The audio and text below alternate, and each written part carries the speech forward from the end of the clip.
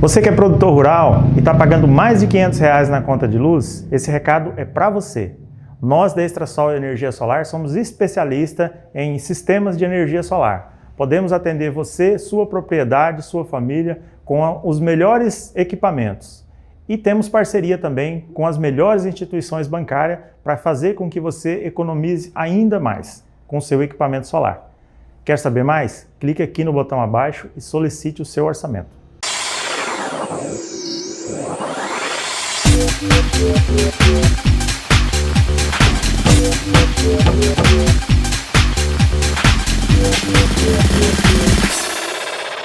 Olá Rondônia, estamos começando hoje mais um Pod Rondônia Economia e vamos falar sobre empreender em tempo de crise.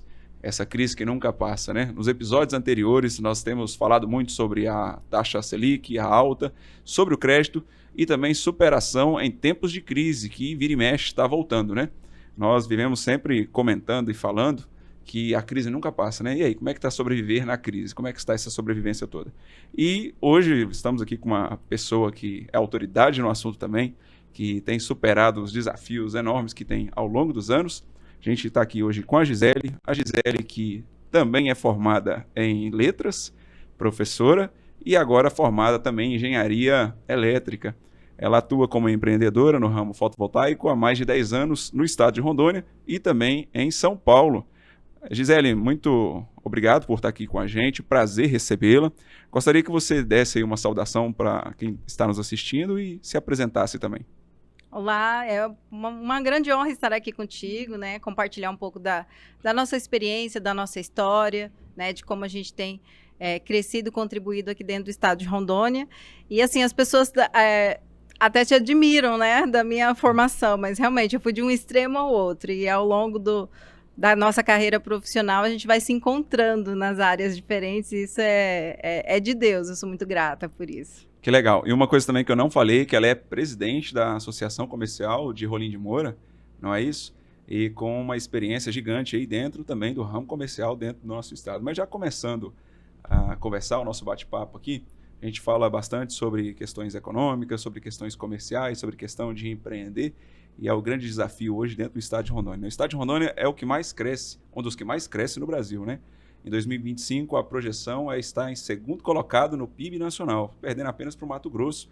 E como que você tem visto todo esse contexto, esse cenário comercial dentro do estado de Rondônia, na visão da Gisele?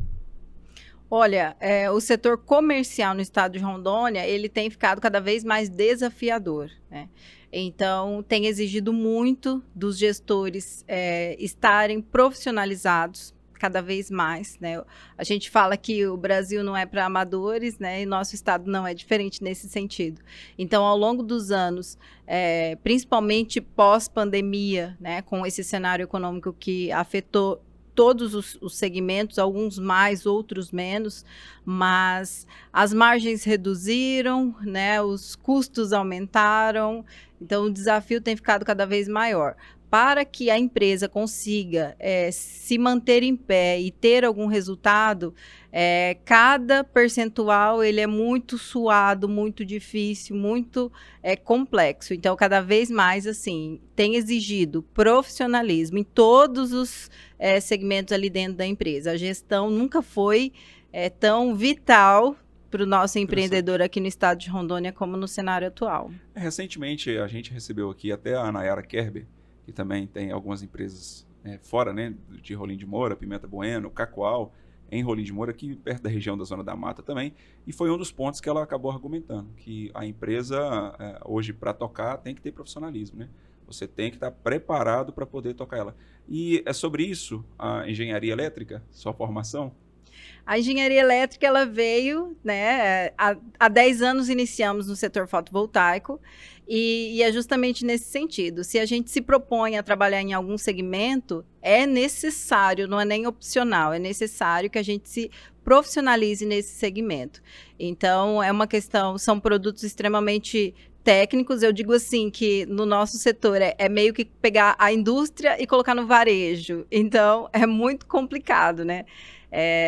cada vez mais a capacitação. E surgiu a necessidade, a demanda, e vem de encontro que, assim, eu sou uma pessoa que gosta muito de estudar. Falei, não, eu vou estudar, Legal. eu vou me certificar, né? Porque, em respeito pela entrega que a gente faz na nossa empresa e pelos nossos clientes, né? Eles fazem a escolha pela minha empresa justamente pelo profissionalismo. Então, nada mais justo, nada mais sério. E a questão do Brasil, a gente tem uma questão cultural que muitas vezes a capacitação técnica não é devidamente valorizada. Então, funcionou, tá tudo certo. Mas não é assim. Existem normas técnicas que precisam ser atendidas e no sentido de trazer segurança, né? Principalmente nas engenharias. O risco é inerente. Então, é importante, em primeiro lugar, a segurança das pessoas, dos locais. Então, é uma demanda que trouxe essa necessidade, então foi muito importante. É um curso longo, é um curso difícil, né? São 5 anos de caminhada aí, algo que não imaginava, mas enfim, nunca me imaginei como engenheira e hoje sou muito feliz. Engenheira elétrica. Exato. Legal. Então, a especialização faz parte também do seu conceito de profissionalização dentro da própria empresa sua, né? Com certeza. Nós temos essa responsabilidade técnica. Que legal. E um dos pontos, assim, qual foi a virada de chave para empreender? Porque 10 anos, a gente está falando, remontando há 10 anos atrás, uma década basicamente, era um ramo desafiador, né? Que você tem que... Hoje é cultural, as pessoas, assim, tá na moda, né? Vamos colocar energia fotovoltaica em casa.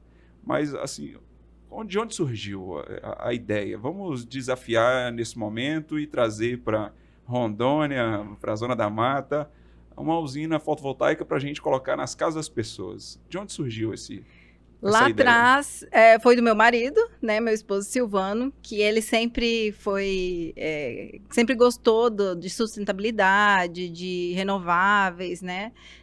Muito antes, eles tinham visto uma questão de biodiesel, né? Um grupo de pessoas aqui da nossa cidade que não foi para frente, enfim. E eu estava afastada, porque eu estava num período de licença, tinha tido os meus 2 filhos, e nós iniciamos um curso de energia solar na época. Realmente, a mudança, a abertura desse mercado aconteceu em 2012 no Brasil, né?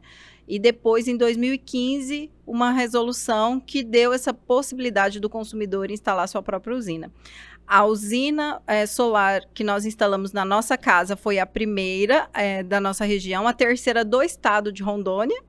Tivemos aqui em Rolim de Moura e não existia. Então, nem a distribuidora não sabia como fazia, como vistoriava, como o medidor não existia. A gente comprou de São Paulo, trouxe para cá. Então, a gente foi trilhando isso juntos e aprendendo. Porque antes de nós iniciarmos o empreendimento, nós falamos, olha, primeiro nós temos que saber se isso funciona. Instalar, entender todo o processo, ver o resultado na prática, porque nós temos um compromisso. Se eu me comprometo com algo, eu preciso entregar. Exatamente. Né? E onde é que estão as falhas, os gargalos, como que é esse processo? Porque a gente precisa trazer a teoria para a prática, né? Então, o primeiro projeto que a gente instalou foi na nossa casa, justamente para compreender todo esse processo. Instalamos algumas coisas que a gente viu, olha, dessa forma não queremos trabalhar porque a pessoa quer uma solução completa, né? Então, assim, a gente veio caminhando. E essa instalação foi em 2015. E o segundo projeto que a gente instalou foi em São Francisco do Guaporé, que também foge ao perfil que se falava, né? Falava, olha, uma pessoa mais jovem, mais adepta às tecnologias, né?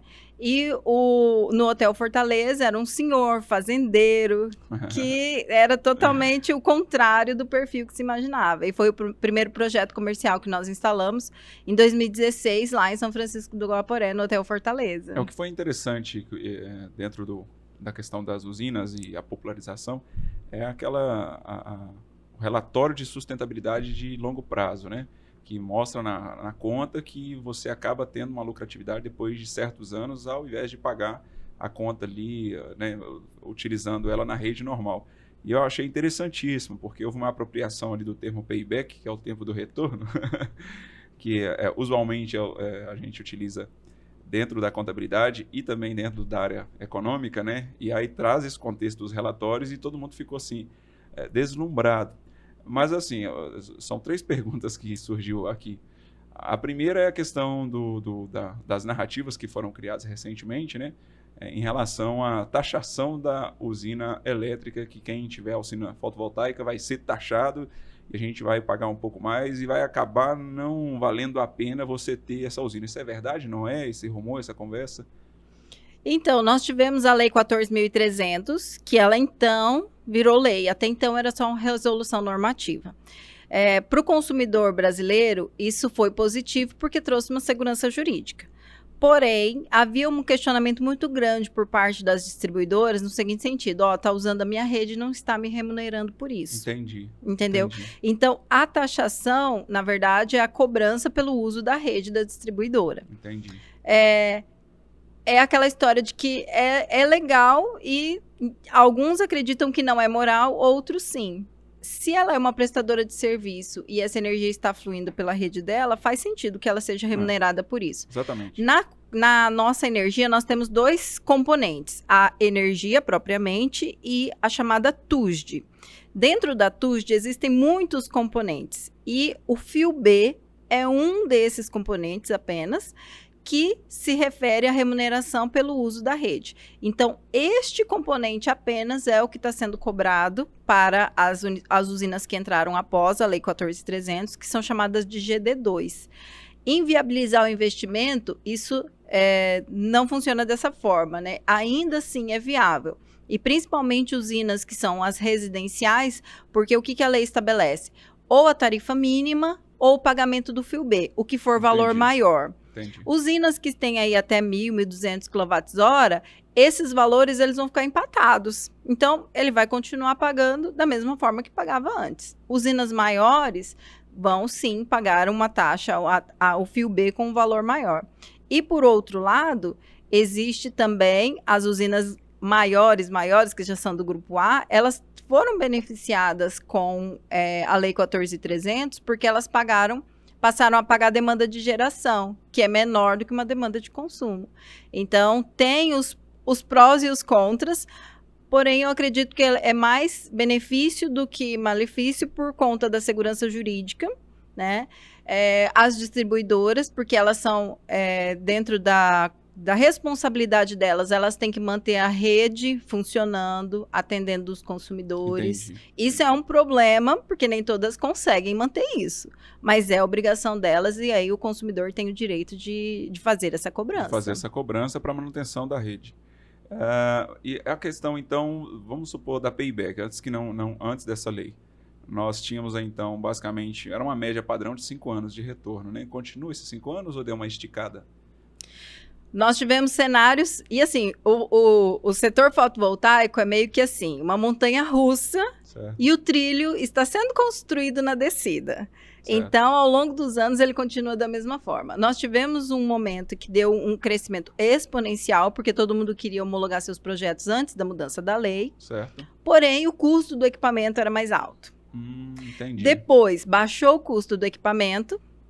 E o próprio cenário financeiro elevou as taxas de juro, então acabou que ficando elas por elas. Entendi. Um payback que antes ficava ali nos seus 4 anos e meio, 5 anos, hoje está da mesma forma. Da mesma forma. Para quem não sabe o que é uma payback, é a taxa, o tempo de retorno, na verdade. Exatamente. Né? É o tempo que se leva para retornar o valor investido, né, dentro do investimento da usina fotovoltaica. E era exatamente a terceira pergunta, as diferenças dos valores antes e depois. E, na verdade, assim, a grande questão aí, o que a gente vai ter, então, é basicamente a lei, né? Antes da lei, a gente tinha uma valoração dentro do preço da usina e depois disso a gente tem o barateamento. Seria basicamente isso? Então, depois da lei, a gente tem, sim, o custo que vem cobrado na conta de energia do fio B, e esse custo do fio B, ele é pago em reais, então não desconta no valor na geração, né? Ele vem cobrado ali em reais na conta de energia. Então, esse foi o cenário principal de mudança com a Lei 14.300. E com relação ao payback, O que mais interfere hoje é a questão das taxas de juros, do cenário econômico. Então, o preço dos equipamentos ele baixou em relação aos anos anteriores, porém o cenário econômico ficou mais difícil para investimento, né? Então, que é considerado como investimento uma usina solar, um fotovoltaico, um valor que muitas pessoas o sonham é trocar a conta de energia por uma parcela, porque ela já existe, né? Exatamente. Porque as pessoas acabam confundindo o que é investimento e o que é gasto, só a título de exemplificação. Uma aluna chegou para mim, professor, compra um consórcio de mim que o senhor vai estar investindo. Eu falei, consórcio não é investimento porque não valoriza o dinheiro, né? Não valoriza ali o próprio custo empregado, o gasto. A gente já tem a contrapartida dentro da usina fotovoltaica. A gente vai fazer um gasto nela, mas a gente acaba tendo um retorno com ela, né? Então, você deixa de fazer um gasto maior com o passar do tempo, você recupera o valor investido, né? Gasto ali, e depois você para de gastar em cima da energia, o que traz para você uma rentabilidade maior, uma sobra do seu dinheiro para poder investir em outras áreas. E é muito interessante essa questão. Dentro do seu currículo que você me enviou, eu percebi que você também atua dentro do estado de Rondônia e também atua em São Paulo nesse ramo. Quais são as diferenças e o porquê atuar nos dois estados? Então, nós temos aí também um presente de Deus, uma grata satisfação de iniciarmos lá atrás, em 2015, nos dois estados, porque nós temos parceiros lá em São Paulo. Então, a JagSol, ela tem uma equipe que é fixa em São Paulo. E ao longo dos anos, nós temos assim, muitos projetos bacanas, e a nossa equipe lá também, assim como aqui em Rondônia, é altamente profissionalizada, e projetos muito especiais para a gente. Aconteceu o quê? Quando nós fizemos o nosso primeiro curso de energia solar em Ribeirão Preto, lá em 2015, nós conhecemos o Oscar Kojima, que é um engenheiro eletricista e que mora em São Paulo.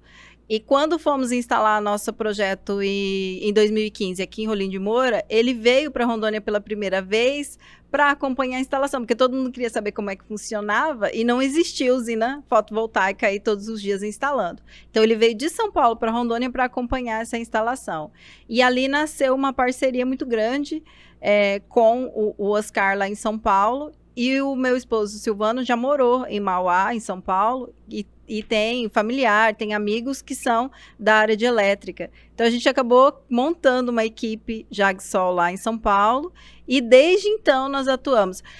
Logo na sequência veio pandemia, e a Jags ela já nasceu de forma remota, nosso banco de dados todo na nuvem, então a gente já trabalhava sincronizado Rondônia e São Paulo ao mesmo tempo, que é um banco de dados único, definição dos nossos processos. Então, a gente já, desde o início, trabalhou com maior naturalidade, Rondônia e São Paulo, e acompanhando os projetos daqui por lá e de lá para cá. Então, quando eu estou em Rondônia, acompanho, falo com os clientes de São Paulo e vice-versa. E assim a gente tem trabalhado ao longo dos anos. A mão de obra, comparado São Paulo e estado de Rondônia, apresenta dificuldade aqui ou não? Ou com essa globalização, a gente está meio pareado? Assim, a dificuldade ela é no país, não é uma situação exclusiva. É claro que em São Paulo, a gigantesca quantidade populacional, então a oferta é maior, né? Porém, nós temos um critério muito grande dentro da nossa empresa, até para não ter a rotatividade, mas por conta da responsabilidade da execução que nós assumimos, então não tem condição de contratar qualquer pessoa para integrar. Então, a gente tem uma equipe enxuta, otimizada, e aí com bastante cautela na seleção aí. A dificuldade de mão de obra, ela é no cenário nacional, isso com certeza. Então, a gente vai buscando perfis, trabalhando junto e caminhando junto. Entendi. Eu estava olhando a questão do setor das placas solares, e o Brasil importou menos em 2025 comparado a 2024, até agora, né? Dentro desse primeiro semestre, e comparando também com o semestre do ano passado. É uma queda de basicamente 39%. Essa mudança ou essa queda já é sentida aqui no estado de Rondônia, ou essa percepção é apenas a nível de Brasil? Não, ela é sentida, com certeza. Né? Isso já é... Com o advento da 14300, até falava, gente, não tem setor que se sustente num ritmo de crescimento como esse. Não tem como dar certo, né? Então, muitos projetos que foram homologados para serem instalados após, né? Porque tem o período após aprovação, o período que pode ser instalado. Então, muito aconteceu assim. Mas, assim, tanto no estado de São Paulo quanto em Rondônia, essa diminuição ela aconteceu. E entra no outro ponto de vista dos investimentos. As pessoas ficaram muito receosas, né? Segurando, esperando. Pessoas jurídicas, principalmente, né? As empresas têm muito mais cautela em fazer um investimento, em fazer uma aplicação, e muito mais cuidado, pelo todo esse contexto econômico mesmo. Houve um período em que houve falta de matéria-prima. Então, os grandes distribuidores tiveram dificuldade e fabricantes que cancelaram alguns pedidos. Isso agora durante a pandemia, pós-pandemia? Pós-pandemia. Então, isso acaba, a lei da oferta e procura, também subiu o preço do equipamento nesse período, né? E nós temos aí também a questão tributária do nosso país, que alguns módulos perderam benefício. Então, isso também impacta. Então, todo um contexto. Mas, assim como o cenário nacional, no estado de Rondônia, houve sim essa redução. Com a taxa Selic a 15%, está impactando diretamente a questão das aquisições? Porque uma parte eu sei que financia, né? Foi basicamente o meu caso também. Nós, quando tivemos a oportunidade de fazer a aquisição, nós financiamos, só que nós pegamos uma taxa extremamente atrativa, que era 2% e alguma coisa, né?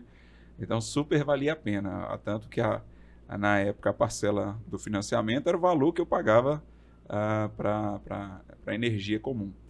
E com essa taxa Selic 15%, está desestimulando? Como que está isso na prática lá para o cliente, o consumidor final? Na ponta, né? Quem coloca na ponta do lápis, pensa, repensa, avalia muito bem.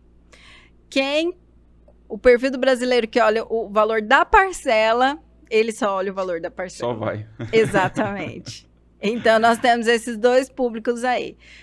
Normalmente, quem busca a usina solar são pessoas que têm um perfil mais analista, olha realmente, faz conta, né? Não é só porque é bacana, vai ajudar o meio ambiente. Não. Eu tenho que ter benefício e real. Ele tem que acontecer, tem que fazer sentido. Mas nós temos ainda aqueles que olham o valor da parcela. Cabe no meu orçamento, tá valendo. Né? Um dia eu vou parar de pagar isso aí, né? Então, mas é a minoria. No meu caso, valeu muito a pena, porque o valor da parcela, foi 5 anos de financiamento, o valor da parcela na época era o valor que eu pagava mensalmente. Com esse aumento que a energia está tendo, né? Então já se pagou faz muito tempo. E eu estou basicamente terminando as parcelinhas, eu acho que faltam 6. Então, tem muitos clientes que entram em contato, falam, Gisele, olha, eu terminei o financiamento, já acabou, porque foi um período, assim, que quem fez foi presenteado, na verdade, exatamente, né? Porque depois não teve mais. Não teve mais, e é uma taxa de juros que vai demorar um pouquinho. O que a gente tem visto hoje é uma projeção para, hoje, 15% a taxa Selic, né? Encerrar o ano em 14,75, então significa que vai ter uma queda muito tímida. E a gente está falando de patamares de uma taxa Selic de 10% em 2028. Então não é algo assim que vai ser tão rápido e a economia também não vai ser aquecida tão rapidamente nos próximos 3 anos devido a essa confusão inflacionária que a gente se meteu, né? Muito pé no chão, conta e realmente... Por isso que nesse cenário... Nunca fez tanto sentido você fazer investimento sabendo onde e como você está fazendo. Então, como a gente iniciou nessa conversa, cada vez mais profissional. Então, você tem que olhar com a razão, fazer contas. Por exemplo, nesse momento, houve uma mudança na legislação do estado de Rondônia com relação aos alvarás. Né? Então, o Corpo de Bombeiros do Estado, ele passou a exigir laudos das instalações fotovoltaicas. Então, isso é uma novidade para o nosso Estado agora em 2025. As empresas que precisam de alvará e têm uma instalação fotovoltaica, elas precisam ter um laudo das instalações, atestando a segurança. Então, uma legislação estadual. Se for algo que foi feito de forma profissional, dentro das normas, ok, tranquilo. Mas se esse investimento não foi analisado, não foi feito da maneira correta, quer dizer, vai trazer um custo ainda maior para a empresa, porque ela vai ter que se adequar caso e ela precisa do alvará de funcionamento. Já está valendo a legislação? Já está valendo. 2025? 2025. Então, aqui em Rolim de Moura, por exemplo, já fizemos 3 laudos de empresas que precisavam, né? E o Corpo de Bombeiros exigindo. E está extremamente correto, né? É necessário. Não é que ligou, funcionou e está tudo ok. Tem que estar dentro das normas de segurança, as condições da instalação. Então, isso é extremamente importante. E isso é uma novidade. Entendi. Eu tenho perguntado para todo mundo que está passando aqui. Nós estamos hoje aqui no 5º episódio e os nossos entrevistados, para quem sobreviveu, falar um pouquinho sobre a pandemia, como foi atravessar a pandemia, como que a empresa sobreviveu economicamente, empreender, se reinventar. E a gente está falando de uma empresa de 10 anos, que é a sua. Então, a sua começou já no período de pandemia, que foi no período de crise, que foi em 2015, que muitas empresas fecharam dentro do Brasil e alguns anos posterior, em 2019, 2020, a gente tem aí uma grande escalada global, né, de muitas empresas aí passando grandes dificuldades. Como que foi a sua experiência em conduzir a sua empresa dentro desse período? Bom, foi desafiador. E aí nós tivemos aí também um presente de Deus, porque nós temos projetos que a gente fala que a gente planta, porque nós vamos colher, não sabemos exatamente quando, mas vai colher, né? Com financiamentos de FNO e tudo que é um processo longo. E durante a pandemia, nós tivemos alguns desses projetos que saíram à execução durante o período da pandemia. Mas a gente tem uma preocupação muito grande com a nossa equipe, né, com todo o contexto. Enquanto diretora da Associação Comercial, também tivemos ali decisões importantes, porque é uma entidade representativa, e sempre buscando o ponto de equilíbrio, né, o menos ruim possível. Porque nós temos uma economia, nós temos famílias que dependem do trabalho, do sustento, né? Então, por isso que, como dizia meu sogro, precisa ter terra nos pés, para que a gente passe pelo momento da dificuldade. Então, a gente conseguiu passar, mas foi muito difícil, né? Prezando pela nossa equipe, prezando pelo contexto, pelos nossos clientes também, mas, graças a Deus, não deixamos de trabalhar. Então, provavelmente nós paramos assim uma semana durante o período da pandemia inteiro. Então, nós tivemos com todos os cuidados, com toda a cautela, mas nós não paramos de trabalhar. E falando aí em nome da Associação Comercial também, foi um desafio tremendo, porque é algo que a gente não conhecia. O comércio, alguns setores foram extremamente impactados. Nós temos clientes, por exemplo, da Jagsol, que hotel. Então, o hotel fechou totalmente. Não tinha condição. E aí a gente chamava esse cliente, vamos sentar à mesa, vamos ver qual é a melhor alternativa, vamos buscar a solução juntos. E aí conseguimos encontrar um ponto de equilíbrio, e nesse processo a gente vai trazendo relacionamento e fazendo grandes amigos, né? Porque é nesses momentos que trabalhamos junto, em conjunto, para encontrar a melhor solução. Inédito, uma pandemia que a gente não sabia, não tinha vivido, não sabia como seria depois. Durante, né, tivemos perdas significativas aqui na nossa cidade, que ficou todo mundo muito sentido impactado, né? Então, a saúde, a segurança em primeiro lugar. Porém, a gente sabe que nós dependemos da nossa economia, né? Famílias, o sustento das empresas. Então, todo mundo saiu afetado. Todo mundo saiu afetado. A gente tentou minimizar. Na Jags, como a gente já trabalhava numa dinâmica remota, numa dinâmica... Então, os nossos processos continuaram fluindo, e aí foi girou algumas engrenagens de forma mais rápida em muitas instituições, para o online, para as nuvens, para sistemas. E a gente já nasceu dessa forma. Então, isso a gente não sentiu, porque os nossos processos já eram dessa forma. Então, isso aí foi muito bacana, e foi uma grande contribuição que o Oscar, que é o nosso parceiro de São Paulo, trouxe para a gente, que ele veio da área de TI, de uma vida inteira também, então foi uma contribuição muito importante. Mas a pandemia não tem como esquecer, e deixou marcas. Continuando um pouquinho ainda nesse assunto de energia, Tem uma história que o Brasil ele depende muito de energia e ele vira e mexe tem crise energética, né? Ou seja, a gente não tem essa capacidade de produção ainda da energia que a gente tanto precisa e tanto consome. Como que a usina fotovoltaica está contribuindo para o Brasil nesse sentido e o espaço de crescimento para a usina fotovoltaica? Tá grande, está pequeno, com a nova lei deu uma reduzida, Como que está isso?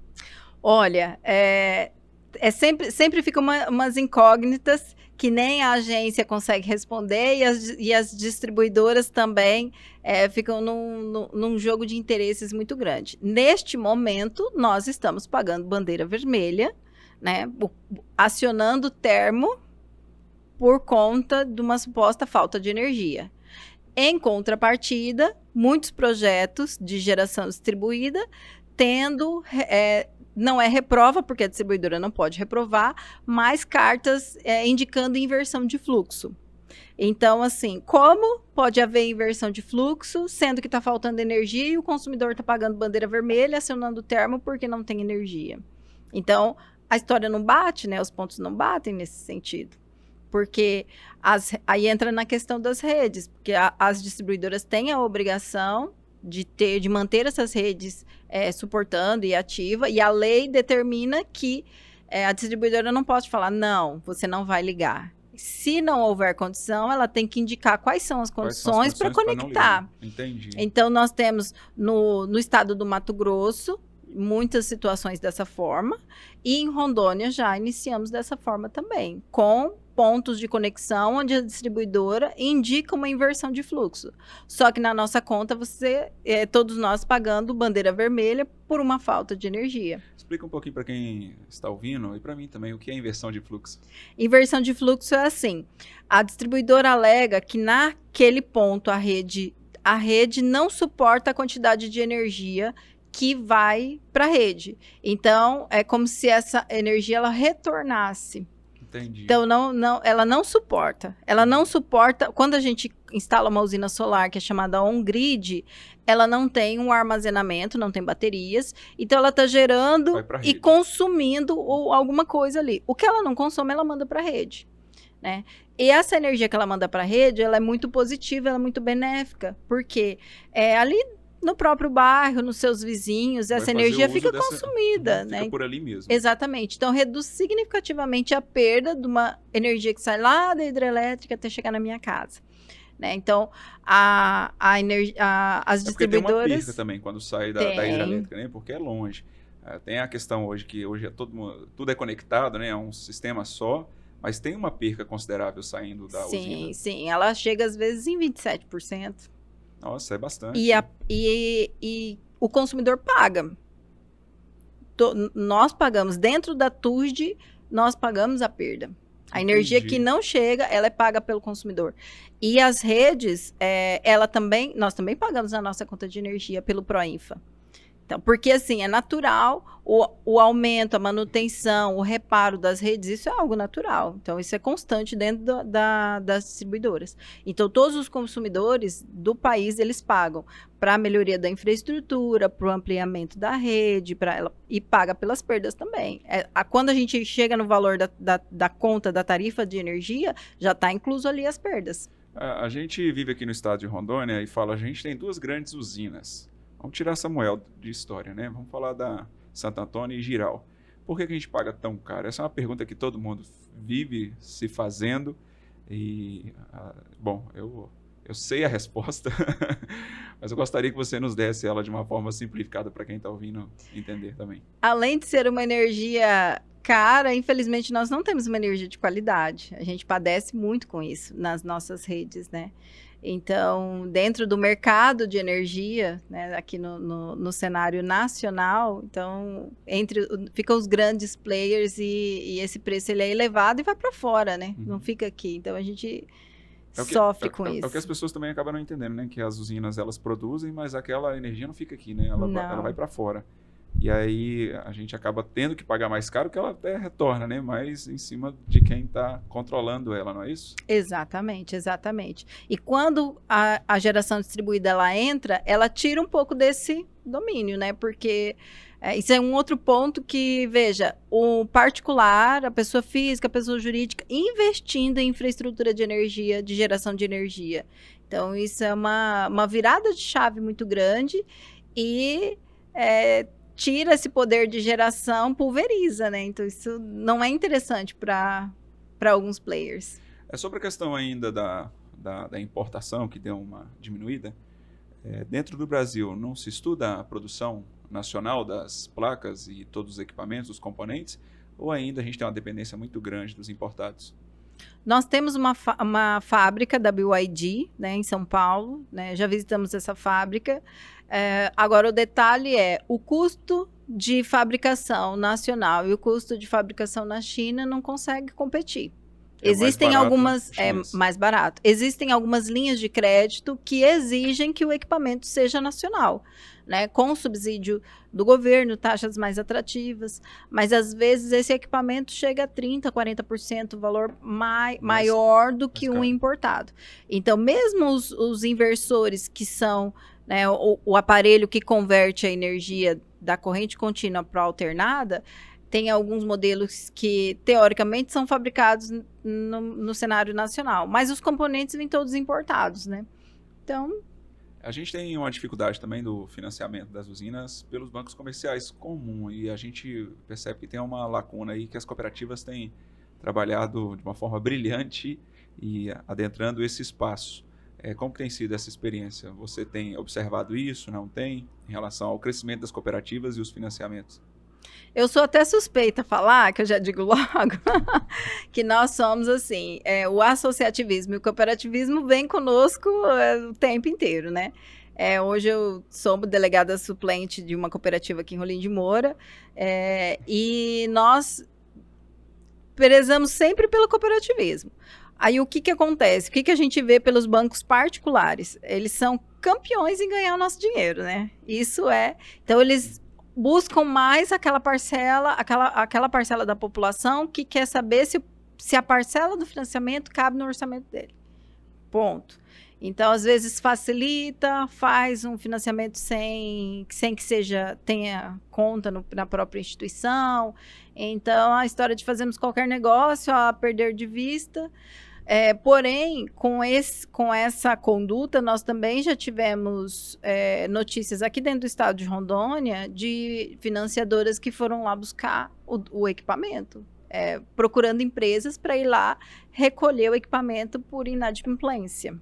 Olha só. Que também é algo diferente, né? Uhum. Porque assim, se você financiou e se você não pagou um veículo, ele toma de volta, né? Exatamente. Uhum. Isso já tem acontecido já tem acontecido com usina fotovoltaica. E nesse sentido, as cooperativas, que também é um papel da cooperativa, porque você, enquanto associado, você participa ali, né?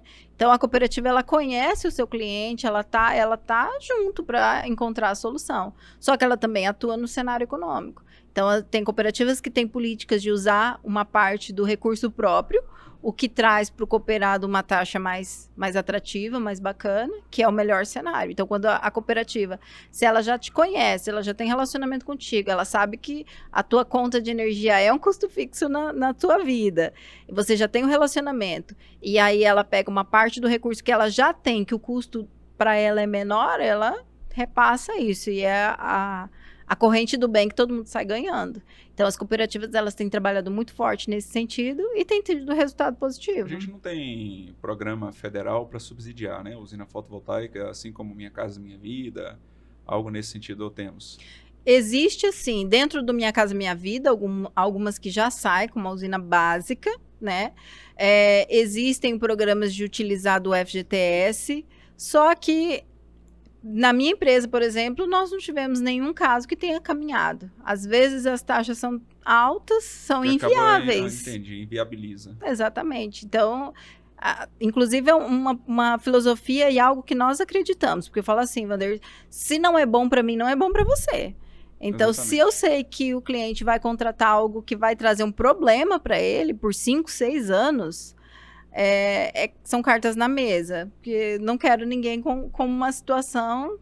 Problemática, né? Porque lá na frente acaba tendo problema de pagamento, disso, aquilo, outro, e não se torna atrativo e acaba sendo a empresa, né, envolvida também. Vira um problema. A gente quer solução. Eu costumo dizer o seguinte, que de problema já basta o que nós temos na vida. Ninguém precisa de mais nenhum, né? Tá ótimo o que temos.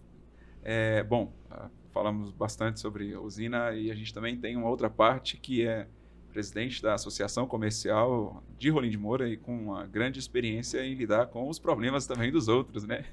Fora os próprios de empreender e lidar com toda essa dinâmica de desafios dentro do campo energético e do campo econômico. Mas agora falando um pouquinho mais da experiência que você tem tido em lidar com as empresas, dando esse suporte e tudo mais. Como tem sido para você esse desafio? Como você está enxergando as empresas aí tentando sobreviver? Outras empresas que estão indo muito bem, né, de vento em popa. Mas é uma grande questão. A crise, ela passou, ela existe, ela é o tempo todo. Nós conversamos aqui recentemente também com o Noelber do Sebrae e a gente comentou algo que os anos passam, que é assim, simples, né? Os anos passam e a gente sempre está em crise. Parece que nunca passa, parece que nunca muda. Como que está essa experiência no seu dia a dia? Bom, a vivência enquanto presidente da Associação Comercial, eu digo que são fortes emoções, né? A cada período são fortes emoções. A Associação Comercial de Rolim de Moura, ela já passou dos seus 40 anos, tem um trabalho muito sólido e muito bacana no estado de Rondônia, ela é referência. Hoje, a Kelly, que é minha vice-presidente, está como presidente da Federação das Associações Comerciais do estado de Rondônia. Nós tivemos ações da Associação Comercial de Rolim, como o projeto do Liquida, que foi levado para todo o estado. Então, ao longo dos anos, a CIRM construiu um trabalho muito, muito sólido, muito bacana dentro do estado, sempre buscando fortalecer a economia local e contribuir e ajudar com os associados, que é a razão de existir da associação comercial. Agora, dentro desse período que nós estamos, né, tive uma gestão enquanto diretora e agora, enquanto presidente, a gente vê que o cenário econômico e o nosso comércio, ele tem sido muito afetado pela economia e também pelas compras online, pelo mercado online, uma questão essa cultural. Facilitação, né, do mercado digital também tem se tornado muito atrativo. Eu tenho visto pessoas do meu círculo que acabam indo na loja varejista, vê o que gostou e volta para casa e compra na internet. Não sei se você já chegou a encontrar essas pessoas por aí. Entendeu? Então, são coisas que, assim, lá no passado, você nem imaginava uma situação. E olha que a gente está falando de um passado muito curto. Muito curto. Então, essa mudança do consumidor, do comportamento do consumidor, ele tem afetado muito. Por quê? Como que uma loja daqui de Rolim de Moura, né, aqui do estado de Rondônia, vai conseguir competir em preço com uma loja online? Que os custos são muito menores. Custo tributário, a estrutura física, não tem. Então, a realidade do nosso estado já é um diferencial, um particular aí. Porque a hora que a gente calcula o nosso preço de venda e incide todos os impostos ali, o valor realmente sobe. E a gente só tem também uma malha viária apenas, né? E o que agrega mais ainda o custo dos nossos produtos daqui dentro do estado de Rondônia. E que, por sinal, a gente tem uma carga tributária também que não é tão das baratas, né? Comparado com os grandes polos e os centros aí do Brasil. Então, só a mudança, salvo engano, foi o ano passado, a mudança na memória de cálculo do DIFAL. Poxa, já subiu o preço do produto. Peso. E o produto, ele cai o quê? Lá no cliente final. Né? É o preço do produto. E hoje em dia está todo mundo na mão. Então, eu vou olhar um produto, eu vou pesquisar o preço dele. Antigamente, a gente ainda tinha uma dificuldade do produto sair dos grandes centros e vir para cá. Hoje, logisticamente falando, isso já é resolvido. A gente consegue receber rapidamente, né? E aí entra um outro ponto, que é uma questão cultural local. Eu gosto da minha cidade, ok, mas até que ponto eu me comprometo e contribuo com a economia da minha cidade. Na minha cidade, né? Exatamente. Aí, às vezes, eu deixo de comprar aqui, pago, às vezes, o mesmo preço, porque tem muitas empresas aqui que têm essa consciência e que reduzem sua margem o máximo possível para ter a competitividade, mas a pessoa ainda deixa de comprar aqui para ir comprar em outro lugar. Então, a nossa economia circulante, ela é afetada.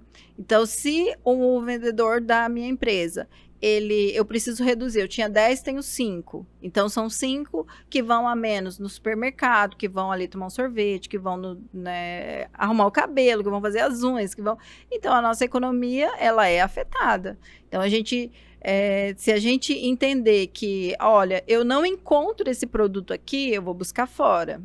Ou então, se estiver falando, às vezes, de uma diferença de preço muito alta, até faz sentido. Agora, eu deixar de comprar aqui para ir comprar em outro local, pagando praticamente a mesma coisa... preços equivalentes, né? Por exemplo, calçados tem essa grande tendência de manter os preços tanto do varejo local quanto da internet.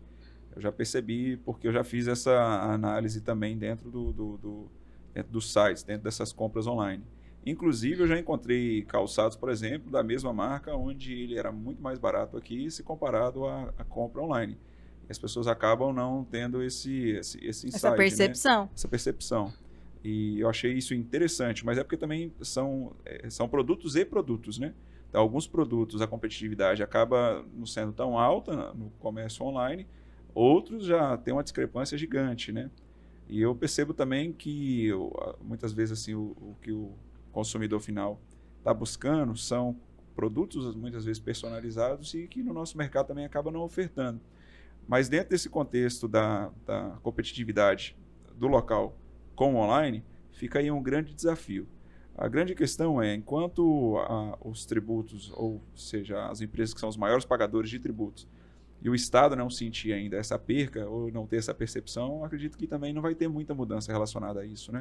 E por outro lado, nós temos há uns anos atrás que a gente falava assim, eu gostaria tanto de ir num cinema, e aí eu só vou no cinema quando eu saio.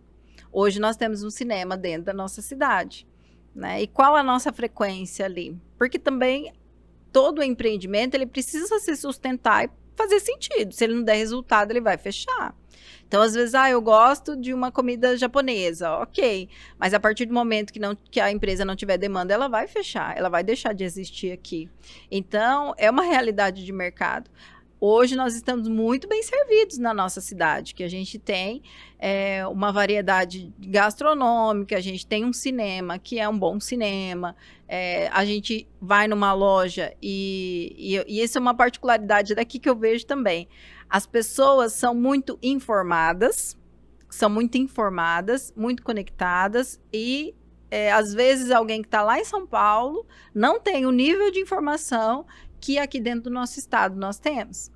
Né? A gente conversa com empresários de Porto Velho, de Ji-Paraná, nós temos clientes em vários pontos aí. Eu também já tive essa percepção também. E como são, assim, antenados, conectados e com tudo que está acontecendo no Brasil e no mundo, em tempo real. Então, acompanha muito bem. Então, quando eu vou atender um cliente que é daqui, ele já está sabendo o que está acontecendo. Né? Ele já está sabendo do cenário. Então, a gente gosta de ter, e nesse sentido melhorou muito nos últimos anos. Então, dificilmente você vai atrás de um produto que você não encontre. A nossa oferta aqui é muito grande nesse sentido. Marcas, né, que antigamente você ia para grandes centros e que hoje a gente tem dentro do nosso comércio local, possivelmente vai deixar de existir por conta disso, né? Porque a pessoa prefere comprar fora, prefere comprar pela internet. E as grandes marcas, elas têm uma política, né? Ela fala, olha, você precisa me comprar X ao trimestre, ao ano. Então, se você não comprar isso, eu não te vendo mais. Só que se ela não vender, não faz sentido ela comprar, porque daí vai ficar parado, com o estoque parado. Então, a gente gosta muito de chegar lá e ter uma roupa da marca e aqui dentro da nossa cidade, que eu consigo provar e tudo. Mas se eu não comprar, a empresa não vai ter, não faz sentido. Então, tem esses dois pontos. Muito no passado, nós reclamávamos. Podia ter em Rolim de Moura, podia ter determinado segmento, determinada empresa. Reclamava-se muito, né? muitos segmentos hoje têm. E aí depende da população, porque se tiver consumidor, ele vai permanecer, senão ele vai fechar. No pós-pandemia, esse consumidor não mudou um pouco a forma como ele enxerga o consumo das coisas? Por exemplo, a gente teve uma popularização enorme dos streams, né? Então, eu tenho acesso hoje ao filme que eu quiser em tempo real dentro de qualquer stream. E então, acaba competindo, por exemplo, com o cinema. Ou outras realidades, por exemplo, o delivery, que popularizou muito dentro da Covid também. Não vou sair de casa, vou comer em casa mesmo. Vamos pedir pelo delivery. Porque, assim, o sair de casa não envolve só ir naquele restaurante. A gente sai de casa, a gente vai querer vestir uma roupa. E se eu não tenho roupa, já vou ver no guarda-roupa que está faltando. E, bom, nessa semana eu tenho que ir na loja comprar uma roupa. E essas percepções, elas vão tendo a partir do momento que eu saio de casa, do meu dia a dia, do cotidiano. Então, ali do restaurante, eu já faço um passeio em outro local, passo no supermercado e acabo comprando uma coisa que eu nem estava precisando, porque a gente tem esse hábito comum. Esse consumidor, como a associação comercial tem enxergado? Mudou, não mudou? Mudou muito pouco? As pesquisas, elas já mostravam na época da pandemia que uma mudança muito grande e uma previsão do aumento do setor de serviços. E a gente tem visto isso na prática, né? A Associação Comercial tem a pesquisa anual, que é do Troféu Acerme. No último ano, nós investimos num software próprio, desenvolvemos esse software, porque hoje o que tem de mais valioso é a informação. Então, à medida que as empresas começam a compreender melhor esse comportamento e essas mudanças, e consegue, de forma profissional, trabalhar isso, é a maneira que ela vai se sustentar no mercado. O comportamento do consumidor vai mudando e o comércio ele precisa ir se adequando. Então, particularmente, eu vejo que as previsões que eram no passado, hoje elas estão reais. Então, o setor do serviço, são todos os setores que você citou, ele tem crescido muito e as pessoas têm preferido gastar mais em serviços e experiências do que coisas. Entendi. Então, às vezes, prefere uma viagem do que o carro, né? Aqui ainda, menos do que grandes centros. Os grandes centros, muitos já nem se pensa em comprar um carro. Não se pensa em comprar um carro. Então, isso tem mudado bastante. Sou de uma geração que foi criado que se a gente não tem carro, a gente não conquistou. É casa e carro. É casa e carro, né? Então, tive uma pressão muito grande desde a infância, dos pais, dos avós, dos tios. Mas eu também já me peguei fazendo essa conta. Até que ponto é vantajoso ter o veículo? Até que ponto é vantajoso ter um carro de médio porte para cima? Eu já me peguei fazendo essas contas, até porque quando você vai para a conta final, você percebe que viajar de avião em alugar é muito mais vantajoso. Mas vou alugar um carro que não é meu, tem um custo alto. Só que o que ninguém põe na ponta da caneta é a compra de um carro. Você tem o dinheiro à vista? É muito raro. Tem pessoas que compram à vista, mas é uma parcela muito pequena. A grande parte financia uma parte. Qual é o valor desses juros que eu vou pagar disso tudo? O seguro que eu vou ter que também alocar dentro desse custo. Qual vai ser o custo desse carro no final? Por exemplo, eu vou ter que trocar uns pneus que não são baratos, carro de médio porte para cima, tudo encarece. Peças são caras. Eu já me peguei fazendo essas contas e sendo definitiva para mim, no sentido de que não vale a pena trocar de carro, não vale a pena ir para esse carro, entende? Mas eu sempre sonhei. Tá, mas eu também sempre sonhei viajar. Interessante essa percepção. Então, as pesquisas são pesquisas de fato, né? A própria CACB, que é a Confederação das Associações Comerciais do Brasil, ao longo dos anos tem mostrado. Então, as empresas, elas precisam ir se adaptando. Isso é uma realidade, precisa ir se adaptando. Os desafios, como o Elber falou, a gente entra em crise, continua em crise, ela vai mudando o cenário, vai mudando, mas elas sempre vão existir. O brasileiro é campeão nisso, mas o consumidor ele tem mudado. Depois da pandemia, principalmente que as pessoas se conectaram muito mais, as pessoas passaram a se informar muito mais e prezam muito pelo hoje, pelo imediatismo, né? Então, também, e o que a pesquisa mostrava era justamente isso, que o setor de serviços ia crescer significativamente, chegando a empatar e talvez ultrapassando o setor de comércio. Então, essa é uma realidade que a gente tem visto nos grandes centros. Grandes centros têm a questão de segurança. Então, a segurança pega muito. Então, as pessoas têm uma preferência para ir em lugares mais seguros, complexos, fechados, shoppings e tudo. No interior, isso já reduz. Porém, nós moramos, por exemplo, num local que é muito calor. As pessoas querem conforto, querem um ar-condicionado, querem uma climatização, enfim. Então, é uma necessidade. E isso vai tudo criando maiores demandas para as empresas irem se ajustando. Para ter um ambiente confortável, para ter um ambiente que a pessoa tenha vontade de ir até lá. Porque é um grande desafio. Se eu estou no conforto da minha casa e pego o celular e encontro o que eu quiser, que hoje em dia é isso, literalmente, que se a pessoa quiser comprar uma usina solar pela internet, ela vai comprar, né? Isso é fato. Imagina eu ter que tirar meu carro, vou trocar de roupa, vou até lá. Eu costumo dizer que eu não sou a regra geral, mas eu, enquanto Gisele, né, dona de casa, mãe, esposa e tal, eu falo, gente, eu não tenho tempo para eu ir lá na loja comprar alguma coisa, porque minha rotina começa às 7 horas da manhã, o comércio está fechado, então 7 horas da manhã não dá. E assim, são realidades. E eu sou uma consumidora e eu gosto de comprar aqui na nossa cidade. Então, a gente vai buscando as alternativas. Mas as empresas, o convite é gigantesco para que elas estudem o comportamento, de onde que estão seus clientes e se adaptem. A adaptação, ela é vital. Para a gente, uma última pergunta, para a gente ir para o encerramento. Como você tem visto o cenário econômico para o estado de Rondônia em projeção de futuro? Tem espaço para crescimento? Com certeza. O nosso estado é um estado rico, um estado que tem um potencial gigantesco, um estado que tem grandes oportunidades, mas tem grandes desafios. Nós temos um desafio de logística muito grande aqui dentro, né, de escoamento dos nossos produtos. Então, a gente tem um agro crescendo fortemente e é natural que o agro demanda agroindústrias, mas aí a gente precisa desse escoamento. E em contrapartida, a profissionalização. Então, isso vai fazer a nossa economia circular muito grande, mas a gente precisa ainda muito carente de mão de obra, né? Muito carente de especialização. De maiores investimentos, né? Dentro do setor de mão de obra, né?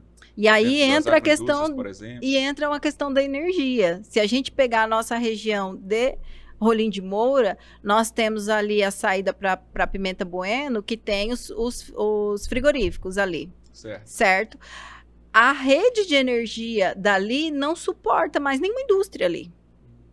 Então, às vezes o investimento de implantar uma indústria em determinado ponto do estado, o investimento de levar a energia elétrica lá chega a ser o dobro do investimento da indústria. Interessante. Então, isso é um ponto seríssimo aqui dentro do estado de Rondônia. Eu estou dando um exemplo aqui de Rolim de Moura, mas isso é ao redor do estado. Então, eu já vi investimentos sendo declinados em Ariquemes, em Ji-Paraná, por falta de oferta de energia elétrica, porque não consegue atender uma indústria. Olha que interessante, eu não sabia disso. Então, isso é um ponto seríssimo. Aqui em Rolim de Moura, a Copama, que foi para o outro lado da cidade, teoricamente ela seria para a saída de Pimenta Bueno, mas ali a rede não suporta, não atenderia. Então teve que ir para o outro lado. Teve que ir para o outro lado, porque lá... a energia aguentaria. Por enquanto aguenta. Então, e as agroindústrias têm aumentado. Então, são aviários, todo o agro, ele também tem se profissionalizado. Então, é um secador, é irrigação, indústrias de rações, e isso demanda energia elétrica. Então, isso é um ponto sensível aqui dentro do nosso estado, porque todo o desenvolvimento ele demanda de energia, e outro ponto que são as rodovias para escoamento. Já vi situações em que investimentos de aviário inviabilizavam pelo local, que o frigorífico falava, não, ali eu não contrato, porque eu não consigo tirar o produto dali. A agricultura familiar tem produtor que não liga o secador exatamente porque a energia dele não aguenta. Então, a gente quer investimento de fora. Em alguns estados já chegou no ponto de equilíbrio, então a gente tem uma oferta, um solo bom, uma temperatura boa, né? Enfim, mas a gente tem esses gargalos. E aí, como é que o investidor vai vir para cá dessa forma? Então, é delicado. Fica o desafio, né, de maiores investimentos para o estado de Rondônia. Bom, conversei com a Gisele. Um prazer ter você aqui com a gente hoje. É sempre uma satisfação poder estar conversando.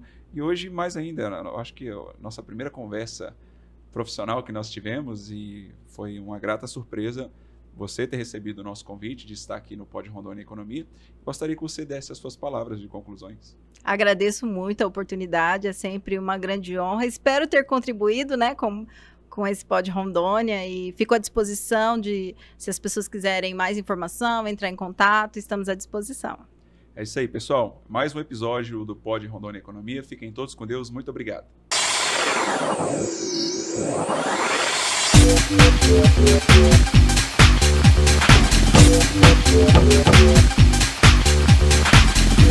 Yeah.